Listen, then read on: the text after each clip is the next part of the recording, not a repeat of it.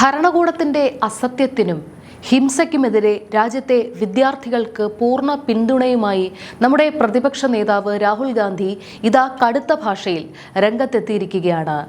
ഛാത്രോം കി ഗൂഞ്ച് എന്ന പേരിൽ രാജ്യമൊട്ടാകെ വലിയൊരു വിദ്യാർത്ഥി മുന്നേറ്റം പടരുമ്പോൾ ഡൽഹി ജന്തർ മന്ദറിലെ സമരവേദികളിൽ ശരിക്കും എന്താണ് സംഭവിക്കുന്നത്? ഭരണകൂടത്തിന്റെ പോലീസിനെ ഉപയോഗിച്ചുള്ള അടിച്ചമർത്തലുകളും വിടുപണി ചെയ്യുന്ന മാധ്യമങ്ങളുടെ മൗനവും അതിനെയെല്ലാം നെഞ്ചുവിരിച്ച് നേരിടുന്ന രാഹുൽ ഗാന്ധിയുടെ പോരാട്ട വീര്യവും ആരും പറയാത്ത ആ സത്യാവസ്ഥകളിലേക്ക് നമുക്ക് കടന്നു ചെല്ലാം. നമ്മൾ സോഷ്യൽ മീഡിയയിലൂടെ ഒക്കെ കാണുന്നുണ്ട്, ജന്തർ മന്ദറിൽ വലിയ രീതിയിലുള്ള ജനമുന്നേറ്റമാണ് ഇപ്പോൾ നടന്നുകൊണ്ടിരിക്കുന്നത്. പ്രത്യേകിച്ച് രാജ്യത്തെ വിദ്യാഭ്യാസ മേഖലയെ തകർത്ത് തരിപ്പണമാക്കുന്ന കേന്ദ്ര സർക്കാർ നയങ്ങൾക്കെതിരെ, ചോദ്യപേപ്പർ ചോർച്ചയ്ക്കെതിരെ, നമ്മുടെ വിദ്യാർത്ഥികളുടെ ഭാവി വെച്ച് കളിക്കുന്ന നരേന്ദ്രമോദി സർക്കാരിന്റെ ജനദ്രോഹ നയങ്ങൾക്കെതിരെ ശക്തമായ പോരാട്ടമാണ് അവിടെ ഉയർന്നു വരുന്നത്. ഇതിനിടയിലാണ് രാജ്യത്തിന്റെ ജനകീയ നേതാവ് രാഹുൽ ഗാന്ധി വളരെ ശക്തമായ അല്ലെങ്കിൽ കൃത്യമായ ഒരു പ്രതികരണവുമായി രംഗത്തെത്തിയിരിക്കുന്നത്. നരേന്ദ്രമോദി ഗവൺമെന്റിന്റെ ഫാസിസ്റ്റ് നിലപാടുകൾക്കെതിരെയുള്ള കടുത്ത ഭാഷയിലുള്ള ഒരു പ്രതികരണമായിരുന്നു അത്. രാജ്യത്ത് വിദ്യാഭ്യാസ ചെലവ് അനിയന്ത്രിതമായി വർദ്ധിക്കുന്നതും പരീക്ഷാ സിസ്റ്റത്തിലെ പരാജയങ്ങൾ കാരണം വിദ്യാർത്ഥികൾ ആത്മഹത്യ ചെയ്യുന്നതുമൊക്കെ ഇന്ത്യയുടെ ഭാവിയെ തന്നെ ബാധിക്കുന്ന അതീവ ഗുരുതരമായ പ്രശ്നങ്ങളാണ് എന്നാണ് അദ്ദേഹം വളരെ കൃത്യമായി ഓർമ്മിപ്പിക്കുന്നത്. മാത്രമല്ല, ഭരണകൂടം എത്രയൊക്കെ വലിയ അടിച്ചമർത്തലുകൾ നടത്തിയാലും ഈ രാജ്യത്തെ വിദ്യാർത്ഥികളെയോ രാജ്യത്തെ സ്നേഹിക്കുന്ന ജനങ്ങളെയോ ഇത്തരം ഭീഷണികൾ കൊണ്ടും പോലീസ് കാടത്തം കൊണ്ടും പിന്തിരിപ്പിക്കാൻ കേന്ദ്ര സർക്കാരിന് കഴിയില്ലെന്നാണ് രാഹുൽ ഗാന്ധി തന്റെ കുറിപ്പിലൂടെ വ്യക്തമാക്കിയത്.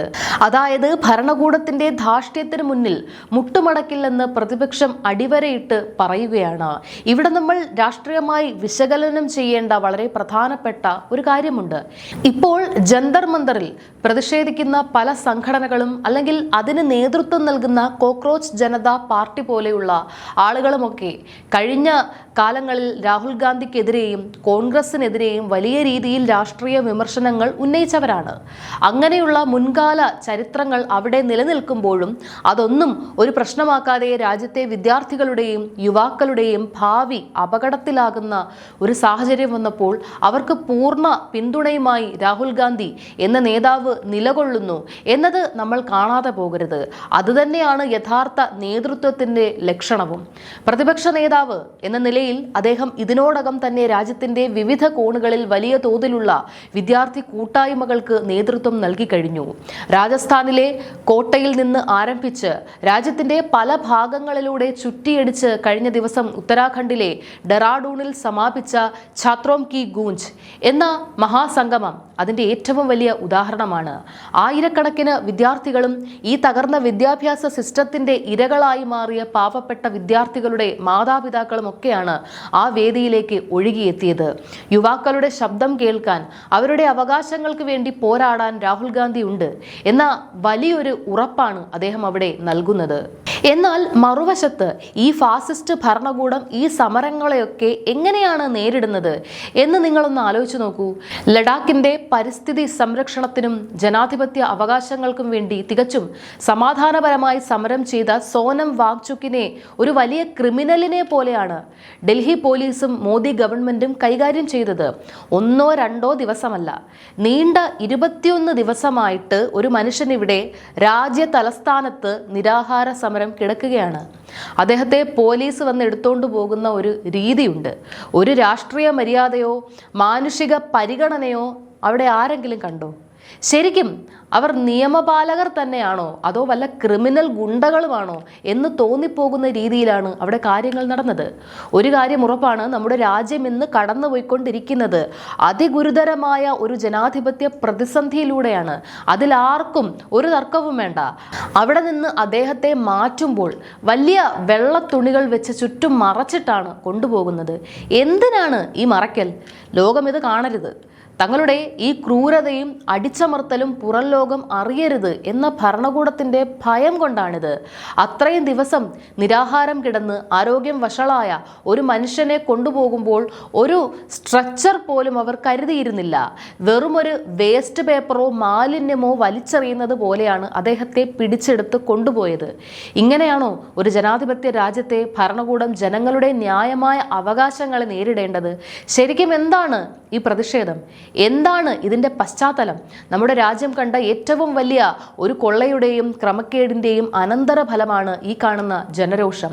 നമ്മുടെ നാട്ടിലെ 22 ലക്ഷത്തോളം വരുന്ന പാവപ്പെട്ട വിദ്യാർത്ഥികൾ എഴുതിയ പരീക്ഷയിലാണ് ഇത്ര വലിയ തട്ടിപ്പും ക്രമക്കേടും നടന്നത്. നീറ്റ് പരീക്ഷാ ചോദ്യപേപ്പർ ചോർച്ച, UGC നെറ്റ് പരീക്ഷാ വിവാദം, CBSEയുടെ ഓൺ സ്ക്രീൻ മാർക്കിങ്ങിലെ ക്രമക്കേടുകൾ, അങ്ങനെ വിദ്യാർത്ഥികളുടെ ഭാവി വെച്ച് ഭരണകൂടം കളിക്കുകയാണ്. ഇത് ഏതെങ്കിലും ഒരു ഒറ്റപ്പെട്ട സംഭവമാണോ? അല്ല, പല ലക്ഷ്യങ്ങൾക്ക് വേണ്ടി ബോധപൂർവം ചോർത്തിയെടുത്തതല്ലേ ഇത്? അപ്പോൾ ഇതിനൊക്കെ മറുപടി പറയേണ്ടത് ഈ രാജ്യത്തെ ഗവൺമെന്റ് തന്നെയല്ലേ? ഇത് കാണുമ്പോൾ ഓർമ്മ വരുന്നത് വർഷങ്ങൾക്ക് മുൻപ് ഇതേ ജന്തർ മന്ദറിൽ നടന്ന അണ്ണാ ഹസാരെയുടെ ഉപവാസ സമരത്തെക്കുറിച്ചാണ്. അന്ന് രാജ്യത്തെ ഗോഡി മീഡിയ എന്ന് വിളിക്കുന്ന വിഴുപ്പുകാരായ മാധ്യമങ്ങൾ ആ സമരത്തെ എത്ര വലിയ രീതിയിലാണ് 24 മണിക്കൂറും ലൈവായി ആഘോഷിച്ചത്. കോർപ്പറേറ്റുകളും മാധ്യമങ്ങളും ചേർന്ന് അണ്ണാ ഹസാരെയെ ഒരു വലിയ ജനകീയ നായകനാക്കി മാറ്റി. സത്യത്തിൽ ആ സമരം നരേന്ദ്രമോദിക്കും സംഘപരിവാറിനും 2014 അധികാരത്തിലെത്താൻ വേണ്ടി ഗോഡി മീഡിയകൾ ആസൂത്രണം ചെയ്ത കടുത്ത വലിയൊരു ആയുധമായിരുന്നു. അന്ന് അണ്ണാ ഹസാരെ സമരം ചെയ്യുമ്പോൾ അദ്ദേഹത്തിന്റെ ദേഹത്ത് ഒരു ഈച്ച പോലും വന്നിരുന്നിട്ടില്ല. അത്രയും സുരക്ഷിതമായിട്ടായിരുന്നു അദ്ദേഹം. കാരണം അന്ന് ആ സമരത്തിന് പിന്നിൽ BJP അധികാരത്തിലേറ്റുക എന്ന വലിയൊരു കോർപ്പറേറ്റ് രാഷ്ട്രീയ അജണ്ട ഉണ്ടായിരുന്നു. അന്ന് മാധ്യമങ്ങൾ സമരക്കാരെ താങ്ങി നടക്കുകയായിരുന്നു. പക്ഷേ ഇന്ന് സോനം വാങ്ചുക്കിന്റെയോ അല്ലെങ്കിൽ ഇതേ ജന്തർ മന്ദറിൽ കഴിഞ്ഞ 20-21 ദിവസങ്ങളായി പട്ടിണി കിടന്ന് സമരം ചെയ്യുന്ന മറ്റ് പ്രതിനിധികളുടെയോ അവസ്ഥ എന്താണ്? രാജ്യത്തെ മുഖ്യധാരാ മാധ്യമങ്ങൾ ഇതൊന്നും കാണുന്നതേയില്ല. തികച്ചും നിരുത്സാഹജനകവും നിരുത്തരവാദപരവുമായ സമീപനമാണ് മാധ്യമങ്ങളുടെ ഭാഗത്തു നിന്നുള്ളത്. ജനങ്ങളെ ബാധിക്കുന്ന, വിദ്യാർത്ഥികളെ ബാധിക്കുന്ന നമ്മുടെ ഈ വലിയ വിഷയങ്ങളെ ബോധപൂർവം അവഗണിച്ച് ജനശ്രദ്ധ നൽകാതെ അങ്ങനെയങ്ങ് ഇല്ലാതാക്കുക എന്ന ക്രൂരമായ ഫാസിസ്റ്റ് തന്ത്രമാണ് ഇവിടെ ഭരണകൂടം നടപ്പിലാക്കുന്നത്. മാധ്യമങ്ങൾ തങ്ങളുടെ കൂടെയുണ്ട്, കോർപ്പറേറ്റുകൾ പണം തരാൻ കൂടെയുണ്ട്, തങ്ങളെ ചോദ്യം ചെയ്യാൻ ആർക്കും ധൈര്യമില്ല എന്ന വലിയൊരു അഹങ്കാരത്തിലാണ് കേന്ദ്ര ഭരണകൂടം മുന്നോട്ടു പോകുന്നത്. പ്രതിഷേധിക്കുന്ന യുവാക്കളുടെ വീടുകളിൽ ചെന്ന് മാതാപിതാക്കളെയും സ്ത്രീകളെയും ഡൽഹി പോലീസ് ഭീഷണിപ്പെടുത്തുന്നു. അവരുടെ ഊരും പേരും അഡ്രസ്സും ശേഖരിച്ച് വ്യക്തിപരമായി വേട്ടയാടാൻ ശ്രമിക്കുന്നു. ഇതിലും വലിയ ജനാധിപത്യ ധ്വംസനം വേറെ എന്താണുള്ളത്?